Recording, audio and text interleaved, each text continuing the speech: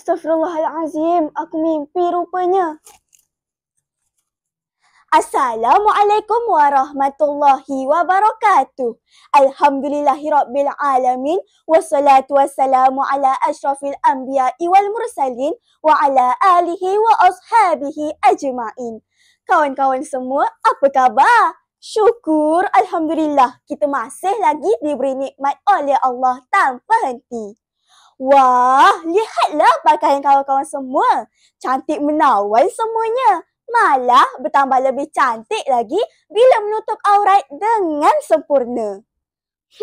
Kawan-kawan, agaklah kan dosa apa yang dilakukan sehingga sakitnya sebegitu rupa dalam lakonan itu tadi? Itulah yang tersiratnya. Dosa kerana sehelai rambut. Itu baru sehelai je kawan-kawan. Menurut kisah 1001 fakta sains tersuper di dunia, lebih kurang 100,000 helai rambut di kepala manusia. Allahu Akbar. Tidak tertanggung kawan-kawan. Kawan-kawan, dalam sirah Isra Mi'raj Rasulullah SAW, azab saat akhirat dipamerkan.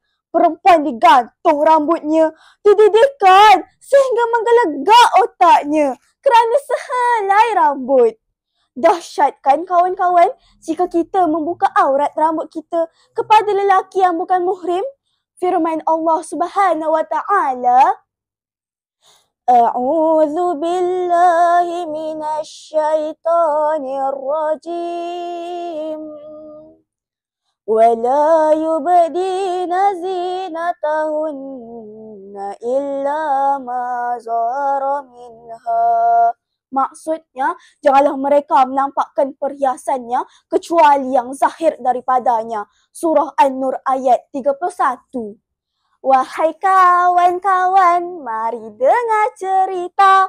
Kawan-kawan, sesungguhnya Al-Quran itu benar, suruhannya benar, larangannya juga benar. Allah Subhanahu wa ta'ala telah memerintahkan agar perempuan-perempuan menutup seluruh tubuh mereka kecuali yang zahir. Dan yang boleh dilihat hanyalah muka dan pergelangan tangan sahaja. Seterusnya menutup kepala dan melabuhkan tudung mereka hingga ke dada. Ianya jelas menyatakan di dalam ayat tersebut. Jadi, jangan ada yang hendak menafikannya tau. Jangan sesekali kawan-kawan.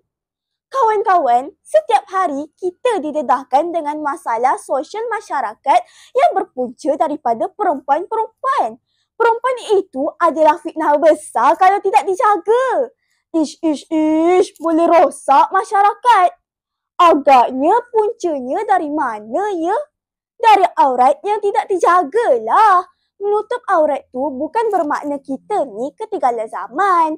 Dewasa ni banyak je pilihan fashion yang up to date. Tapi masih lagi menjaga aurat. Tepuk dada, tanyalah iman. Kawan-kawan, penat-penat sembang ni kan? Jom kita nasyid sama-sama. Mari kita sama-sama tutup aurat. Tutup aurat jangan sampai dilihat. Maruah terpelihara, Allah jaga kita. Hidup kita berkat mendapat syurga. Jom kawan-kawan kita tutup aurat. Aurat terjaga, maruah terpelihara. Wabillahi taufiq wal hidayah. Wassalamualaikum warahmatullahi wabarakatuh.